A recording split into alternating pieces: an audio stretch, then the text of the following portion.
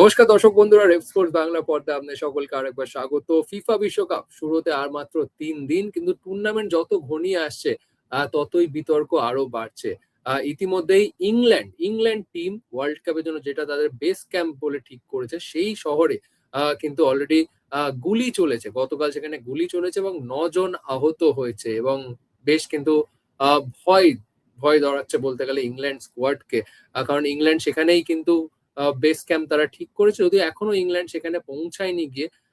কিন্তু এরপর হয়তো ইংল্যান্ড হয়তো তাদের বেস ক্যাম্প চেঞ্জ করতে পারে। ঠিক তেমন পাশাপাশি আরো বেশ কয়েকটা ইন্টারেস্টিং আপডেট রয়েছে ফিফা বিশ্বকাপ নিয়ে। ঠিক যেমন প্রত্যেকদিন আমরা শো শো করি রাতে, আজকেও আমরা চলে এসেছি। কিন্তু তার আগে আপনাকে বলে রাখি, এটা একটা রেকর্ডেড শো। আপনারা অনেকে হয়তো কমেন্টসে অনেক প্রশ্ন পাঠাবেন, কিন্তু আগে থেকে ক্ষমা চেয়ে নিচ্ছি, সেই প্রশ্নের উত্তর আমরা দিতে পারবো না, কারণ এটা সম্পূর্ণ একটা রেকর্ডেড শো।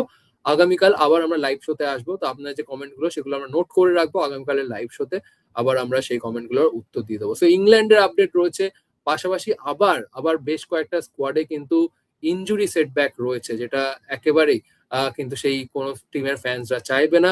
এবং পাশাপাশি আরো বেশ কিছু আপডেট রয়েছে, ইন্টারেস্টিং মজারও আপডেট রয়েছে, সেই সমস্ত নিয়ে চলে এসেছি এই শোতে। বাট প্রথমে ইংল্যান্ড দিয়ে শুরু করতে হয়। ইংল্যান্ড থাকবে হচ্ছে, তাদের বেস ক্যাম্প ঠিক করেছে কানসাস সিটি। এই কানসাস সিটিতে গতকাল গুলি চলেছে এবং এটা নতুন নয়। ইউএসএ তে এরকম হয়েই থাকে মাঝে মধ্যে, হঠাৎ করে এরকম গুলি চলে বা গ্যাং ফায়ার। এবং সেই কারণে যেটা হয়েছে সেটা হচ্ছে 9 জন আহত হয়েছে। কারোরই মৃত্যু হয়নি, কিন্তু 9 জন আহত হয়েছে ওয়ার্ল্ড কাপ শুরু হওয়ার মাত্র 4 দিন আগে। এবং যেই স্পটটাতে হয়েছে শুটিং, সেই স্পটটা হচ্ছে ইংল্যান্ডের যে ট্রেনিং গ্রাউন্ডটা ঠিক করে, যেখানে তারা ট্রেনিং করবে ওয়ার্ল্ড কাপ চলাকালীন, সেই ট্রেনিং গ্রাউন্ড থেকে মাত্র 5 মাইল দূরে। সুতরাং বুঝতেই পারছেন যে বেশ কিন্তু ভয় ডরাচ্ছে ইংল্যান্ড স্কোয়াডকে। ইংল্যান্ড, তারা তাদের কপালে কিন্তু চিন্তার ভাঁজ। তারা এই সিকিউরিটির কারণে তারা হয়তো ভেন্যু চেঞ্জ করার জন্য রিকোয়েস্ট করবে, বাট আদৌ কি আর শেষ মুহূর্তে এসে পসিবিলিটি হবে? কিন্তু অবশ্যই ওয়ার্ল্ড কাপ শুরু হওয়ার আগে এরকম যে ঘটনা ঘটে যাওয়া, প্রশ্ন উঠছে সিকিউরিটি নিয়ে। ওয়ার্ল্ড কাপের মধ্যে একটা বড় ইভেন্ট, সেখানে অবশ্যই গোটা দেশ জুড়ে কিন্তু স্ট্রিক্ট সিকিউরিটি হওয়ার কথা, কিন্তু তার আগে এরকম একটা ইনসিডেন্ট অবশ্যই কিন্তু চিন্তার ভাঁজ ফেলবে ইংল্যান্ড স্কোয়াডে। ঠিক এরকম পাশাপাশি আরেকটা ক্যাম্পেও কিন্তু বেশ একটা মজার ঘটনা ঘটেছে, এবং সেটার জন্য আমি চলে যাবো সোমনাথ সুইজারল্যান্ড টিমকে শুনছি তারাও বেশ ভয়ে রয়েছে। তারা ইভেন রিকোয়েস্ট করেছে যদি তাদের ক্যাম্প চেঞ্জ করে দেওয়া হয়। হঠাৎ কি হলো, শোনা যাচ্ছে সাপের ভয়ে তারা ক্যাম্প চেঞ্জের দাবি জানাচ্ছে ফিফাকে। না, অবশ্যই সুইজারল্যান্ডে যদি কথা বলতে হয়, আপনারা জানেন যে ইউএসএ অনেক বড় দেশ, নানান প্রচুর ডাইভার্সিটি আছে দেশটার মধ্যে। এবং সুইজারল্যান্ড যে গ্রুপে খেলছে তারা অ্যাকচুয়ালি এখন ট্রেন করছে স্যান ডিয়েগোতে, ক্যালিফোর্নিয়ার কাছে। এবং সেইখানে জানেন যে গরম জায়গা একটুখানি ক্যালিফোর্নিয়া বাকি জায়গার তুলনায়। তো সেইখানে সাপের উপদ্রবে কিন্তু এখন ব্যতিব্যস্ত সুইজারল্যান্ড ন্যাশনাল টিমের ক্যাম্প। তো এটা তাদের যে ট্রেনিং এরিয়া আছে, আমি ছবির মাধ্যমে আপনাদেরকে দেখাই, তাহলে বেশি আপনাদের বুঝতে সুবিধা হবে। যেটা দেখতেই পাচ্ছেন যে বেশ মাঠটা, ইন্টারেস্টিং। এটা তাদের ট্রেনিং ফেসিলিটি। এখানে সুইজারল্যান্ডের টিম ট্রেন করে। ওখানে মেইন পিচ দেখতে পাচ্ছেন। তারপরে পাশে ছোট পিচ যেখানে গোলকিপার প্র্যাকটিস করে, এবং পিছনে সবকিছু মার্ক করাই আছে। ড্রেসিং এরিয়া, জিম এরিয়া সমস্ত। এটা পুরোটাই হচ্ছে সুইজারল্যান্ডের ট্রেনিং ফেসিলিটি এই বছরের ওয়ার্ল্ড কাপে। এবং যে আশেপাশে যে পাহাড়, সমুদ্র সৈকত দেখতে পাচ্ছেন সাইডে, এখানে কিন্তু সাপের উপদ্রব অনেক বেশি। এবং শুধু তাই না, venomous snakes, এবং সেইটা কিন্তু একটা চিন্তার কারণ ফর সুইজারল্যান্ড। অবশ্যই নিজের দেশ থেকে দূরে এতটা যায় পথ অতিক্রম করে ওয়ার্ল্ড কাপ খেলার মঞ্চে কিন্তু এখানে একটা প্রবলেম ফেস করছে সুইজারল্যান্ড। বাট হ্যাঁ, আমার মনে হয় যে খুব তাড়াতাড়ি দ্রুত সিদ্ধান্ত নিয়ে আলাদা জায়গায় তাদেরকে শিফট করে দেওয়া হবে। বাট ইউএসএ তে ওয়ার্ল্ড কাপ হচ্ছে এবং এরকম ঘটনা হবে না, এটা আশা করা গেছিল যে এরকম ঘটনা কিন্তু হতেই পারে। সো এরকম আরো ঘটনা আমরা দেখতে পারবো। আসলে এত বড় স্টেট, এত বড় কান্ট্রি তো ইউএসএ, নানান জায়গা ট্রপিক্যাল আছে, পাশাপাশি এমন জায়গা আছে যেখানে ঠান্ডা প্রচুর পড়ে। একটা ডাইভার্স কান্ট্রি। সো এরকম নানান প্রবলেম হচ্ছে। তো সুইজারল্যান্ডের ক্যাম্পে একটুখানি ফান স্টোরি বলতে পারেন যে ওয়ার্ল্ড কাপের আগে সাপের উপদ্রবে আপাতত কিন্তু চিন্তিত আ নে এখানে সুইজারল্যান্ড শিবির। একেবারেই সোমনাথ, তাই একেবারে বেশ মজার একটা স্টোরি এটা। এবং ওয়ার্ল্ড কাপ হবে, এই ধরনের স্টোরি হবে না, এটা কি করে হয়? তাহলে তো ওয়ার্ল্ড কাপটা জমবেই না আসলে বলতে গেলে। বাট সুইজারল্যান্ড প্লেয়ারদের জন্য I feel for Switzerland footballer, যে ওয়ার্ল্ড কাপের জন্য তার প্রিপারেশন নিচ্ছে, প্রস্তুতি নিচ্ছে, অলরেডি একটা প্রেশার এক্সপেকটেশন রয়েছে। পাশাপাশি সাপের ভয়ের সাথে তাদেরকে ডিল করতে হচ্ছে। এরকমই আমরা দেখছি নরওয়ে শিবিরে প্লেয়ারদেরকে বেশ কিন্তু কি বলবো, তাদেরকে বেশ অ্যাডাপ্ট করতে একটু হলেও সমস্যা হচ্ছে ইউএস এর টেম্পারেচারে। কারণ নরওয়ের টেম্পারেচার ইউএসএ তে এখন সামার, সেই টেম্পারেচারে মানিয়ে নেওয়া সত্যি একটু ডিফিকাল্ট। আমরা দেখছিলাম ট্রেনিং গ্রাউন্ড শেষে প্লেয়াররা কিন্তু একেবারে ড্রেনড আউট হয়ে গেছে, একেবারে এক্সস্টেড হয়ে গেছে তারা। তারা প্রায় 10-15 মিনিট মাঠের ধারে বসে রয়েছে, জল পান করছে, এবং এটা এক্সপেক্টেডই ছিল। কারণ গত বছর ক্লাব ওয়ার্ল্ড কাপে আমরা দেখেছি ইউরোপিয়ান ক্লাবদেরকে বেশ সমস্যার সম্মুখীন হতে অ্যাডভার্স টেম্পারেচার এবং কন্ডিশনের জন্য। এবং এবারও ওয়ার্ল্ড কাপে এটা একটা সমস্যা হয়ে দাঁড়াবে সেটা বলাই যায়। এবং সেই কারণে কিন্তু হাইড্রেশন ব্রেক ইচ হাফে এক একটা অর্ধে কিন্তু 3 মিনিটের হাইড্রেশন ব্রেক দেওয়া হবে এবারের ওয়ার্ল্ড কাপে, যেটা প্রথমবার ফুটবলে কিন্তু দেওয়া হবে। সুতরাং adverse condition obviously will be challenging for teams from Europe, specially যারা ঠান্ডার দেশ থেকে আসে তাদের জন্য তো চ্যালেঞ্জিং হবেই এই আসন্ন ওয়ার্ল্ড কাপে। পাশাপাশি এবার একটা দেশ নিয়ে কথা বলবো না, এবার একজন ইন্ডিভিজুয়াল প্লেয়ারকে নিয়ে কথা বলবো, এবং তিনি হচ্ছেন রিয়াল মাদ্রিদের মাঝমাঠ মিডফিল্ডার কামাভিঙ্গা। কামাভিঙ্গা অবশ্যই আপনার অনেকেরই পছন্দের ফুটবলার। ইভেন লাস্ট ওয়ার্ল্ড কাপে যে ফ্রান্স বনাম আর্জেন্টিনা ফাইনালটা হয়েছিল, সেই ওয়ার্ল্ড কাপ ফাইনালও কিন্তু গুরুত্বপূর্ণ ভূমিকা নিভিয়েছিলেন কামাভিঙ্গা সাবস্টিটিউট হিসেবে এসে। ফ্রান্স যে কামব্যাকটা করেছিল, অবশ্যই এমবাপের গোল থেকে হয় কামব্যাক, কিন্তু কামাভিঙ্গারও কিন্তু একটা বেশ ইম্পর্টেন্ট রোল ছিল। সেই কামাভিঙ্গা প্রায় 20টারও বেশি ম্যাচ খেলেছে তখন থেকে ফ্রান্সের হয়ে, এবং একসময় ডিডিয়ার ডেশর ফেভারিট একজন ফুটবলার ছিল মাঝমাঠে। কিন্তু সেই কামাভিঙ্গাকে ছাড়াই কিন্তু ফ্রান্স এবারের ওয়ার্ল্ড কাপ খেলতে গেছে। অবশ্যই রিজন যদি জানতে চান তাহলে অবশ্যই তার পুরো সিজনটা ইনজুরির জন্য কিন্তু বেশ ডিসরাপ্টেড হয়েছে। ইনজুরির জন্য বহু ম্যাচ মিস করেছে, ফুল ফ্লেজেড সিজন যায়নি কামাভিঙ্গার জন্য। এবং সেই কারণে ডিডিয়ার দেশো তাকে বাদ দিয়েছে দল থেকে। ডিডিয়ার দেশো তিনি ক্ষমাও চেয়েছেন কামাভিঙ্গার কাছ থেকে, যে অবশ্যই I feel sorry for Camavinga, কিন্তু আমার কাছে কিছু করার নেই। এবং এখান থেকে আরো একবার প্রমাণ পাচ্ছে যে ফ্রান্সের স্কোয়াড ডেপথটা কতটা গভীর, যেটা সোমনাথ আমি বারবার আলোচনা করে আসছি, যে ফ্রান্সের বি টিমও একটা অন্যান্য কম্পিটিটিভ টিমের সমান হতে পারে। কিন্তু মজার বিষয় হচ্ছে এই কামাভিঙ্গা এই যে ব্রেকটা, যেহেতু তিনি ওয়ার্ল্ড কাপ স্কোয়াডে নেই, এই যে তিনি ছুটিটা পেয়েছেন, এটা তিনি খুব সুন্দরভাবে ইউটিলাইজ করে ফেলেছেন। তিনি হার্ভার্ডে গেছেন একটি কোর্স করতে, সেটা হচ্ছে management entertainment sports business course. সেই কোর্সটা তিনি এক সপ্তাহে কিন্তু করে ফেলেছেন এই ছুটিটাকে কাজে লাগিয়ে। এবং তিনি যে ইউনিভার্সিটিতে গেছেন সেটা হচ্ছে হার্ভার্ড বিজনেস স্কুল, এবং সেটা ফ্রান্সের যে ক্যাম্প, ফ্রান্সের যে ট্রেনিং ক্যাম্প, সেখান থেকে মাত্র 4 থেকে 5 কিলোমিটার মতন দূরে। সো বেশ ইন্টারেস্টিং একটা ব্যাপার। ওয়ার্ল্ড কাপের এই যে ব্রেকটা বেশ ভালো মতো কিন্তু ইউটিলাইজ করলেন কামাভিঙ্গা। সোমনাথের কাছে চলে আসবো। সোমনাথ, আরেকটা যেটা দেখছিলাম, অবশ্যই এটা এবারের যে world cup one of the most expensive world cup, আমরা অলরেডি হ্যাভ ডিসকাসড। ফ্যান্সদের জন্য বেশ চ্যালেঞ্জিং হবে, পাশাপাশি প্লেয়ারদের জন্য চ্যালেঞ্জিং হচ্ছে ওয়েদার কন্ডিশন। কারণ কখনো বিশাল গরম, কখনো আবার হঠাৎ করে ঝড় বা হঠাৎ করে বিদ্যুৎ চমকা, যেটা আমরা ক্লাব ওয়ার্ল্ড কাপে দেখেছি। কিন্তু পাশাপাশি আরো একটা যেটা চ্যালেঞ্জিং হতে পারে সেটা হচ্ছে লজিস্টিক্যাল ইস্যু হতে পারে অনেক নেশনদের। কারণ বেশ ট্রাভেল করতে হবে, ইউএসএ, মেক্সিকো, কানাডা, মানে ভাস্ট, দুটো তিনটে কান্ট্রি কিন্তু বেশ ভাস্ট। তো কতটা চ্যালেঞ্জিং লজিস্টিক্যালি ফেস করবে দেশগুলি?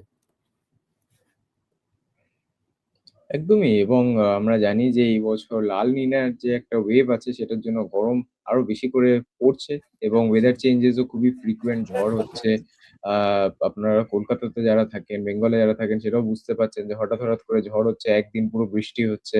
তো এটা অবভিয়াসলি টেম্পারেচার একটা এফেক্ট, এবং ওয়েস্টার্ন ওয়ার্ল্ড এ এটার ইমপ্যাক্টটা আরো বেশি হয়। এবং সচরাচর আমরা যেখানে দেখি যে ওয়েস্টার্ন কান্ট্রিজ এ ঠান্ডা বেশি পড়ে, এবং এবার কিন্তু গরমে অনেক বেশি হিট ফেস করতে হয়েছে। তো অবশ্যই এটা এক problem for fans and player সবার জন্য, এবং ওয়ার্ল্ড কাপে আলাদা ব্যবস্থাও নেওয়া হয়েছে। হাইড্রেশন ব্রেক বেশি করে দেওয়া হবে প্লেয়ারদেরকে, এবং প্রত্যেকটা যে ন্যাশনাল টিমের ক্যাম্প যেখানে হচ্ছে সেখানে কিন্তু আরো এডেড ফেসিলিটিস আছে এই হিটটাকে কাউন্টার করার জন্য। কিন্তু যেটা সবথেকে বড় প্রবলেম এগেইন, যে কোথাও একটা ওয়ার্ল্ড কাপ বা টুর্নামেন্ট যখন হয়, চেষ্টা করা হয় যে স্টেডিয়ামের কাছে, ফুটবল স্টেডিয়ামের কাছেই প্রত্যেকটা টিমকে অ্যাকোমোডেট আ ক করায় যেকোনো দেশ, সেটাই আমরা দেখে এসেছি।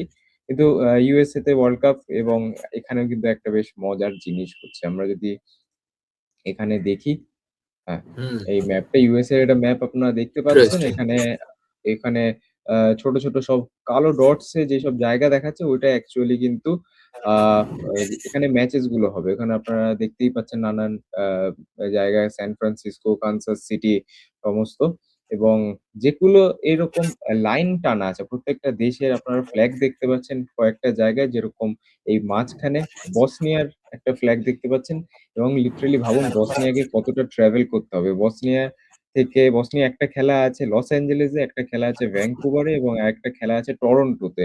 এবং একদম বেশ চ্যালেঞ্জিং। স্ক্রিনের যদি আপনারা রাইট সাইডে যান, টপ রাইটে উপরে টরন্টো আপনারা দেখতে পাচ্ছেন কানাডার বর্ডারে, এবং স্ক্রিনের টপ লেফটে যদি যান সেখানে ভ্যাঙ্কুভারে দেখতে পাচ্ছেন, এবং একদম স্ক্রিনের লেফটে কিন্তু আছে লস অ্যাঞ্জেলেস, এবং বসনিয়া ট্রেনিং করছে ওই মাঝখানে একটা জায়গায়। তো বুঝতেই পারছেন কতটা ডিসটেন্স। আমি এমনি গুগলে দেখছিলাম যে লস অ্যাঞ্জেলেস থেকে ভ্যাঙ্কুভারের ডিসটেন্স কত। তো সেটা দেখাচ্ছে 950 Miles which is around ১২০০ kilometre. ভাবতেই পাচ্ছেন ১২০০ কিলোমিটার ট্রাভেল করতে হবে একটা টিমকে খেলার জন্য। মানে একদিন আগেই আরকি যেরকম আইএসএল এ হয়ে থাকে যে একদিন আগে টিম ট্রাভেল করে এরকম কিন্তু একটা ব্যাপার আছে। একটা শহর থেকে আরেকটা শহরে ট্রাভেল করতে হবে। এটা একটা প্রবলেম, এবং ৩ টে ম্যাচের জন্য। গ্রুপ স্টেজে যে ৩ টে ম্যাচ আছে সেই ৩ টে ম্যাচের জন্যই, এবং তারপরে যত পরবর্তী ম্যাচেস আছে এরকম করে কিন্তু ট্রাভেল করে করেই খেলতে হবে। ভালো বিষয় এটা যে প্রত্যেকটা আ দল কিন্তু আলাদা, আলাদা জায়গায় তাদের ক্যাম্প সেটআপ করার চান্স পেয়েছে। এটা একদিক থেকে সুবিধা, কিন্তু আবার অসুবিধাও আছে। যেরকম আপনারা দেখতে পাচ্ছেন, আপনারা স্ক্রিনশট নিলেই বুঝতে পারবেন যে কোন টিমকে কোথায়, কোথায় ট্রাভেল করতে হচ্ছে। মাঝখানে যারা আইসোলেটেড আছে অনেকটাই বসনিয়া, টার্কি, আ ইকুয়েডর আছে, আ উরুগুয়ে আছে। একদম নিচে একদম দেখতে পাচ্ছেন উরুগুয়েকে ম্যাপের একদম নিচের দিকে মেক্সিকোতে। সেখানে উরুগুয়েকে ভাবুন কতটা ট্রাভেল করতে হবে ম্যাচেস গুলোর জন্য। তো হ্যাঁ, এটাও আরেকটা ইন্টারেস্টিং জিনিস এইবারের ওয়ার্ল্ড কাপ থেকে। বেশ চ্যালেঞ্জিং, বেশ চ্যালেঞ্জিং। মানে ট্রাভেল এন্ড লজিস্টিক এর পার্টটা বেশ চ্যালেঞ্জিং হবে, কারণ গ্রুপ স্টেজ যদি দেখেন বেশিরভাগ টিমরাই গ্রুপ স্টেজে দুটো বা একটা করে ম্যাচ একটা জায়গায় কাছাকাছি স্টেডিয়ামে খেলছে। বাট যদি যেই টিমগুলো এবার নকআউটে প্রবেশ করবে তাদেরকে আবার কিন্তু বেশ ট্রাভেল করতে হবে, যেটা বেশ চ্যালেঞ্জিং। এবং এইটা কিন্তু ক্লাব ওয়ার্ল্ড কাপের সময় হয়েছিল, স্পেশালি চেলসির ক্ষেত্রে হয়েছিল। চেলসি যেহেতু ফাইনাল খেলেছিল, Chelsea was the one of the squad which travelled the most during the club world cup. So এবারেরও যেই দেশ ফাইনাল খেলবে, এবার যেই টিম ফাইনাল খেলবে এবার ওয়ার্ল্ড কাপে, তাদেরকেও নিশ্চিতভাবে বেশ কিন্তু অনেকটাই ট্রাভেল করতে হবে, এবং সেটা অবশ্যই চ্যালেঞ্জিং এবং একটা লজিস্টিক্যাল ইস্যু সেই টিমের জন্য।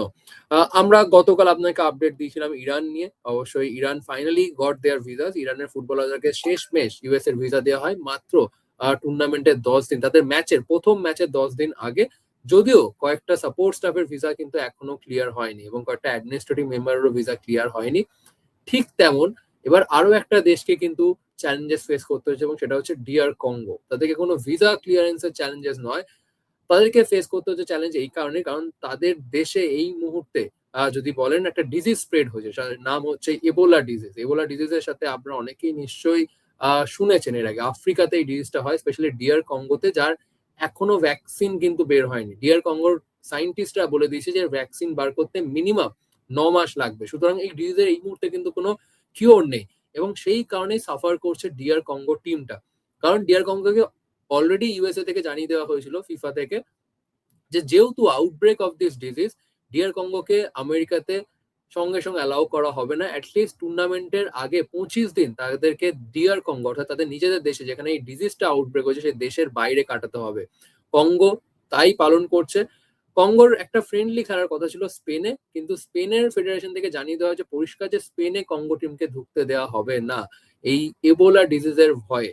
শেষমেশ ফ্রান্সে কিন্তু এই ডিয়ার কঙ্গো টিমটা একটা ফ্রেন্ডলি খেলছে, তাদের শেষ friendly before they go to the world cup, এবং সেই ফ্রেন্ডলিটা তারা খেলবে কিন্তু ক্লোজ ডোর, একেবারে ক্লোজ ডোরের মধ্যে খেলবে। যদিও যেটা জানা যাচ্ছে যে ডিয়ার কঙ্গোর টিমে যতগুলো প্লেয়ার রয়েছে তারা যেহেতু বাইরে বিভিন্ন ক্লাবে ফুটবল খেলে, তো লাস্ট ২০-২৫ দিনে বা লাস্ট ১-২ মাসে কোনো প্লেয়ারই তাদের দেশে ট্রাভেল করেনি। সুতরাং সেরকম কোনো চান্সেস নেই যে এই ওয়ার্ল্ড কাপে ডিজিজ স্প্রেড হওয়ার।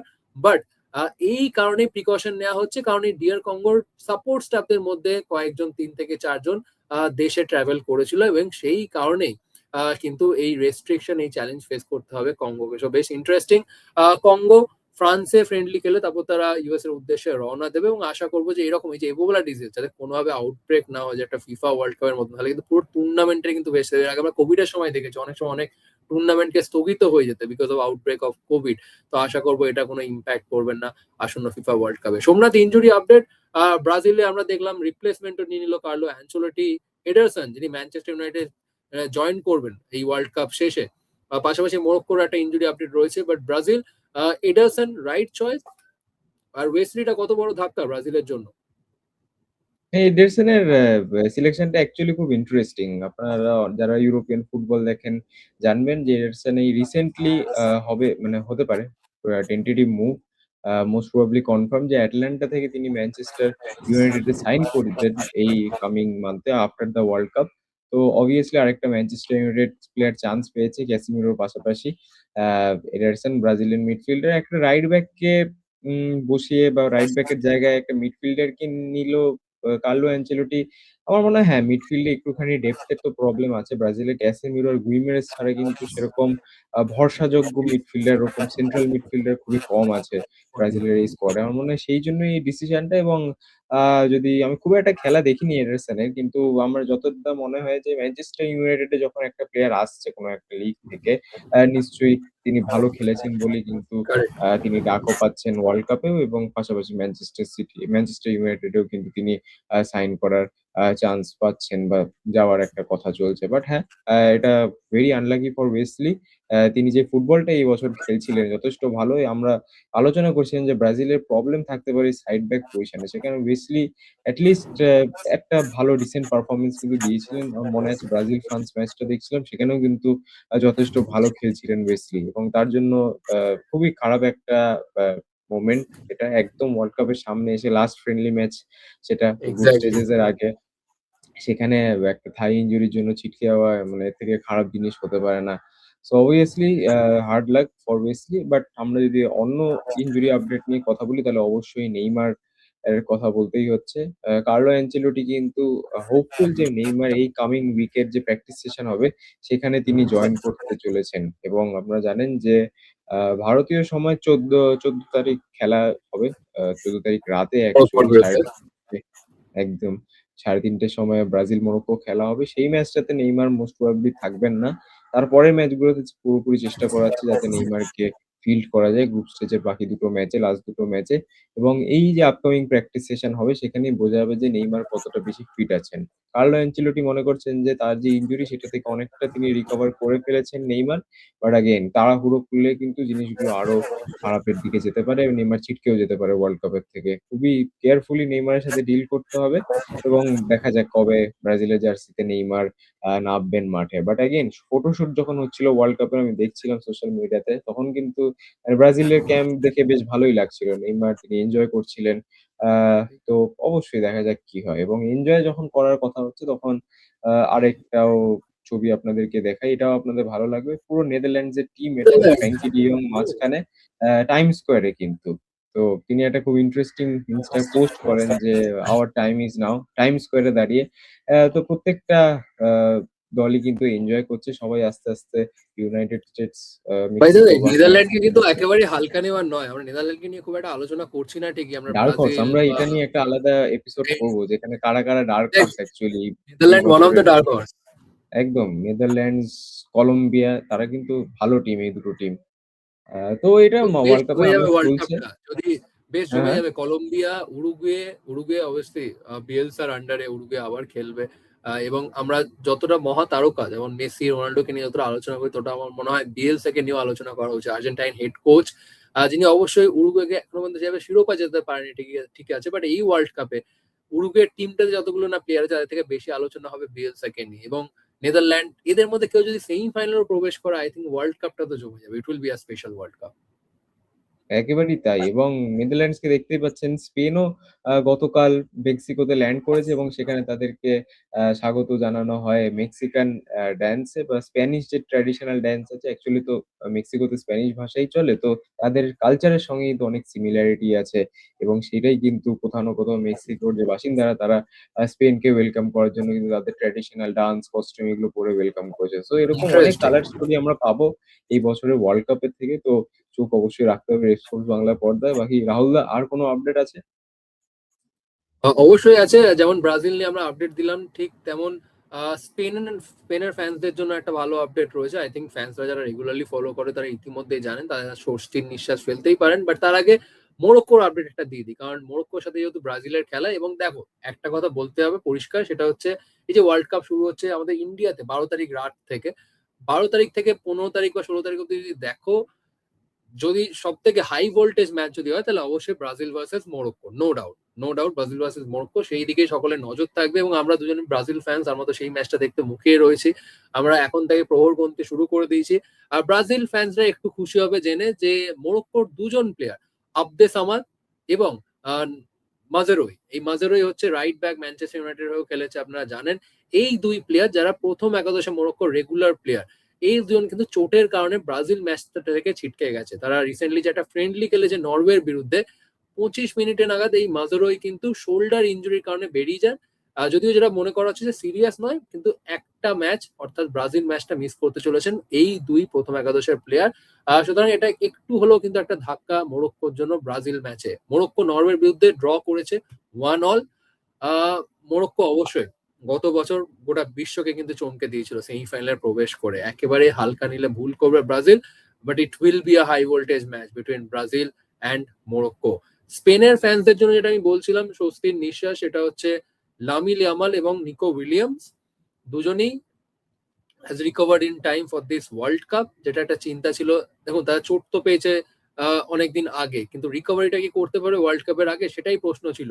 বাট স্পেনের যে হেড কোচ ডেলা ফুয়েন্টে তিনি বলে দিয়েছেন যে দুটি প্লেয়ারই কিন্তু এখন পুরোপুরি ফিট রয়েছে এবং তাদের প্রথম ম্যাচ কেপ ভার্ডের বিরুদ্ধে, সেই ম্যাচের জন্য তারা তৈরি। কিন্তু আমার কোথাও এটা ডাউট লাগছে যে সেই ম্যাচেই তাড়াহুড়ো করে এই দুজন ফুটবলারকে নামাবেন না, হয়তো তাদেরকে হয়তো দ্বিতীয় হবে একটু সুযোগ দেবেন, তাদেরকে একটু অ্যাক্লিমাইজ করতে দেবেন, তারপর নেক্সট ম্যাচ স্পেনের যে ক্রুশিয়াল ম্যাচগুলো তখন তাদেরকে ইউটিলাইজ করবেন। এটা আমার মতামত বলে তাই মনে হয়। আর কোনো আপডেট সোমনাথ? নাহলে আমরা একটু আর্জেন্টিনা এবং লিওনাল মেসিকে নিয়ে আলোচনা করতেই পারি, কারণ দেখো ডিফেন্ডিং চ্যাম্পিয়ন্স, আলোচনা তো করতেই হবে একটু হলো। আর সেরকম কোনো আপডেট নেই। আমার মনে হয় যে ইংল্যান্ড নিউজিল্যান্ডের এগেনস্টে মোস্ট প্রবাবলি ফ্রেন্ডলিটা খেলেছিল না, ঠিক লাস্ট ঠিক ফ্রেন্ডলিটা। ঠিক। এবং সেই 1-0 নিউজিল্যান্ডের জিতেছে হ্যারি কেনের গোল। একদম একদম এবং সেই নিউজিল্যান্ডের টিমে কিন্তু খেলেছিলেন সেই নাম্বার 10 পজিশনে সারপ্রীত সিং, ভারতীয় বংশোদ্ভূত প্লেয়ার। তো এটা অবশ্যই আপনারা যারা খেলাটা দেখেননি আরেকবার খেলাটা দেখতে পারেন। এটা ভারতীয় বংশোদ্ভূত প্লেয়ার সারপ্রীত সিং এর কথা আমরা অনেকবার শুনেছি নানান সংবাদ মাধ্যমে। বাট হ্যাঁ, এবার কিন্তু সেই নিউজিল্যান্ডের জার্সি নাম্বার 10 পরে খেলবেন এই সারপ্রীত সিং। ইন্টারেস্টিং হবে এবং আমার যা মনে হয় ফার্স্ট ইলেভেনেও তিনি থাকতে চলেছেন নিউজিল্যান্ডের। So interesting player to watch out for. বাকি তো আমরা মোটামুটি অনেক কিছু নিয়ে আলোচনা করলাম। আবার পরে অন্য কোনো জিনিস নিয়ে আসবো অবশ্যই আপনাদের সামনে। একটু বাকি লিওনাল মেসি নিয়ে আলোচনা করা উচিত, কারণ আমি একটা ইন্টারেস্টিং আর্টিকেল পড়ছিলাম যে কিভাবে লিওনাল মেসি প্রথম ওয়ার্ল্ড কাপ থেকে এই ওয়ার্ল্ড কাপে যদি তিনি খেলতে আসেন, কিভাবে বছর পর বছর তিনি নিজেকে ইভলভ করেছেন, শুধু দেশের হয়ে নয়, ক্লাবের হয়েও। বার্সেলোনা, তারপর পিএসজি এবং এখন ইন্টার মায়ামি। অনেকে বলছেন যে এখন এইটা হচ্ছে বেস্ট ভার্সন অফ মেসি। এই কারণেই বলছেন, সেটাতে আমি আসছি আস্তে আস্তে। প্রথম বছর যদি দেখেন ওয়ার্ল্ড কাপে মেসি, তখন মেসি কিন্তু বলতে গেলে ঠিক লামিল ইয়ামালের মতন। তাকে উইং এর দায়িত্ব তাকে দিয়ে দেওয়া হতো, উইং দিয়ে তিনি দ্রুত গতিতে ছুটতেন, দ্রুত গতিতে, ওটাই তার করিডোর ছিল যেখান দিয়ে তিনি বক্সে ঢুকে গোল করতেন বা খেলা সাজাতেন। তারপর আস্তে আস্তে মেসি কি অনেকটা সেন্ট্রাল রোলে চলে এলো। তাকে হ্যাঁ ঠিকই পেপ গার্দিওলা যখন থেকে বার্সেলোনাতে খেলাতেন তখনও তাকে উইংয়েই খেলাতেন, কিন্তু তিনি অনেকটা সেন্ট্রাল রোলে চলে আসতো। তারপর পেপ গার্দিওলা কি করলেন, মেসিকে অনেক সময় ফলস নাইনে খেলাতেন, অনেক সময় সেন্টার ফরওয়ার্ডে রাখলেও মেসি চলে আসতো ফলস নাইন পজিশনে, একটু ড্রপ করতো বল পাওয়ার জন্য এবং সেখান থেকে তিনি খেলাটাকে সাজাতেন। অনেক সময় নাম্বার 10 পজিশনে। আস্তে আস্তে আস্তে আস্তে মেসিকে যদি দেখে আসেন, গত বছর ওয়ার্ল্ড কাপে যদি দেখেন, মেসির যে ডিস্টেন্স কাভারটা মাঠে সেটা কিন্তু অনেকটা কমে আসছে। তিনি এখন অনেক কম দৌড়ায়, তিনি তার নিজের এনার্জিটা রিজার্ভ করে রাখে ফর দোজ ক্রুশিয়াল মোমেন্ট, যে মোমেন্টটা দরকার হয় টিমের জন্য, যেখানে তিনি মনে করেন যে ক্যাপিটালাইজ করতে পারবেন, সেই মোমেন্টগুলোর জন্য নিজের এনার্জিটাকে বাঁচিয়ে রাখেন। এবং এখন মেসির বয়স হয়েছে 38 বছর এবং তার ষষ্ঠ ওয়ার্ল্ড কাপ খেলতে চলেছে এবং অনেকেই মনে করছে যে মেসিকে কিভাবে ইউটিলাইজ করবে আর্জেন্টিনা। আমার মনে হয় মেসির মধ্যে এখনো অনেক কিছু দেওয়ার রয়েছে এই আর্জেন্টিনা টিমটার জন্য। তাকে হয়তো সেভাবে উইং দিয়ে দ্রুত গতিতে কোনো ইয়াং উইঙ্গারদের মতন দৌড়াতে দেখবেন না, তাকে হয়তো বিশাল কিছু ড্রিবলও করতে দেখবেন না, কিন্তু যেটা ইউটিলাইজ করার চেষ্টা করবে লিওনেল স্ক্যালোনি আমার মনে হয় তার ভিশনটাকে, তার সেই বাঁ পাটাকে। তিনি হয়তো অনেকটাই দেখবেন মাঝ মাঠে হাঁটছে, দৌড়াচ্ছে না বাকি প্লেয়ারদের মধ্যে, কিন্তু খেলাটাকে তিনি স্ক্যান করবেন, তার এনার্জিটা বাঁচিয়ে রাখবেন for those crucial moments. Somnath, your thoughts? হ্যাঁ, নিঃসন্দেহে মেসির জন্য লাস্ট ওয়ার্ল্ড কাপ এবং শুধু মেসির জন্য না, অনেক প্লেয়ারদের জন্য লাস্ট ওয়ার্ল্ড কাপ। এটা নিয়ে আমরা আলাদা একটা শো করবো, লাস্ট ডান্স কাদের কাদের হবে। বাট হ্যাঁ, ফর মেসি সবকিছু তিনি অলরেডি জিতে ফেলেছেন, আলাদা করে কিছু পাওয়ার বা প্রমাণ করার কোনো বাকি নেই কিছু জিনিস। বাট আগেন সমস্ত ফুটবল সমর্থক যাই হোক সারা কেরিয়ার মেসির পুরো কেরিয়ার জুড়ে, রোনাল্ডোর পুরো কেরিয়ার জুড়ে হয়তো ফ্যান্সরা ডিভাইডেড ছিল একটা টাইম অব্দি। বাট আমার মনে হয় যে এটা একটা লাস্ট স্টেজ যেখানে আপনারা আপনাদের ফেভারিট প্লেয়ারদেরকে একসাথে খেলতে হয়তো শেষবারের মতো দেখছেন। So football will miss players like Messi, will miss players like Ronaldo এবং অবশ্যই রোনাল্ডো ওয়ার্ল্ড কাপ এখনো তিনি জেতেননি। পর্তুগালে যা টিম আছে তাদের অবশ্যই কোয়ালিটি আছে ওয়ার্ল্ড কাপ জেতার। দেখা যাক কি হয়। কিন্তু ফর মেসি সবকিছু জিতে যাওয়ার পরও কিন্তু ওই লাস্ট একটা ওয়ার্ল্ড কাপ যেখানে তিনি হয়তো জাস্ট ওটাই করে থাকবে যে ওয়ার্ল্ড কাপটা এনজয় করে খেলবে এবং পাশাপাশি ওয়ার্ল্ড কাপ মানে নিজের দেশের একটা গৌরব, দেশকে কিছু জেতানো, যে দেশকে বিশ্ব চ্যাম্পিয়ন করা। এই মোটিভেশন নিয়েই মনে হয় প্রত্যেকটা টিম নামবে অ্যান্ড মেসিও সেই অর্থেই নামবে। হয়তো চ্যাম্পিয়ন্স লিগ জিতে যাওয়া, ক্যারিয়ারে ব্যালন ডিওর জিতে যাওয়া এগুলো হয়তো এটার পরে একটা আত্মতুষ্টি চলে আসতে পারে এইসব অ্যাচিভমেন্ট এর পরে। কিন্তু কখনো ওই ওয়ার্ল্ড কাপের স্টেজে এই আত্মতুষ্টির জায়গাটা থাকে না। একবার ওয়ার্ল্ড কাপ জিতেছি তো কি হয়েছে? মানে একটা দেশকে আমি রিপ্রেজেন্ট করছি, আমি আমার নিজের দেশকে রিপ্রেজেন্ট করছি। আমি তো চাইবো যে প্রত্যেকবার যেন আমার দেশ পৃথিবীর সেরা হয়। সো মেসির এগেইন আমরা লাস্ট ডান্স দেখতে চলেছি এবং ১ম ম্যাচে মেসিকে দেখবো কিনা জানি না। বাট মেসিরও যদি আর্জেন্টিনার কথা বলতে হয়, মেসি ওয়ান্স এগেইন তাদেরকে লিড করবে এবং তাদের পিছনে যেই প্লেয়াররা রেডি হচ্ছে আপকামিং জেনারেশন অফ আর্জেন্টিনা, তারাও কিন্তু বেশ প্রমিসিং। হুলিয়ান অ্যালভারেজের কথা বলুন, নিকো পাসের কথা বলুন, বা আপনার লাউটারো মার্টিনেজের কথা বলুন। মোটামুটি কিন্তু আর্জেন্টিনার future is in safe hands. But দেখা যাক কি হয় মেসির, এই আর্জেন্টিনার এবং অবশ্যই ক্রিস্টিয়ানো রোনাল্ডোর পর্তুগালের। একেবারে তাই। এবার আর্জেন্টিনার জন্য কাজটা সহজ হবে না, কারণ তারা অবশ্যই ওয়ার্ল্ড চ্যাম্পিয়ন। তারা they will go into this world cup to defend the crown, এবং বাকি টিমরাও কিন্তু তাদের জন্য এবার ওয়েল প্রিপেয়ার্ড হয়ে আসবে। তারা কিন্তু এখন অনেকটা চেনা টিম বাকি টিমেদের জন্য। সো অবশ্যই কিভাবে অ্যাডপ্ট করে এই বিষয়টার সাথে আর্জেন্টিনা, সেটাই দেখার হবে আসন্ন ওয়ার্ল্ড কাপ। বাট আজকের মতো এই শোটা আমরা এখানেই শেষ করবো। সমস্ত লেটেস্ট আপডেট নিয়ে আলোচনা করলাম আপনাদের সকলের সাথে। এরকমই প্রত্যেকদিন থাকবে ফিফা ওয়ার্ল্ড কাপের কভারেজ, এবং ওয়ান্স দ্য টুর্নামেন্ট স্টার্টস অবশ্যই ইউএসএ থেকে সরাসরি আমাদের হয়ে ফিফা ওয়ার্ল্ড কাপ কভার করবে দুলাল দা। এবং সমস্ত আপডেট এবং অবশ্যই colour stories, visuals, fan visuals সবকিছু থাকবে কিন্তু রেপ স্পোর্টস বাংলার পর্দায়। সুতরাং আপনারা যদি অবশ্যই ওয়ার্ল্ড কাপ ফুটবল ফ্যান্স হন, তাহলে অবশ্যই নেক্সট 2 মাস বা নেক্সট 1.5 মাস অবশ্যই আপনাকে চোখ রাখতেই হবে রেপ স্পোর্টস বাংলার পর্দায়। অসংখ্য ধন্যবাদ এই শোটা দেখার জন্য, এবং আবার আপনার সাথে দেখা হচ্ছে পরবর্তী শোতে।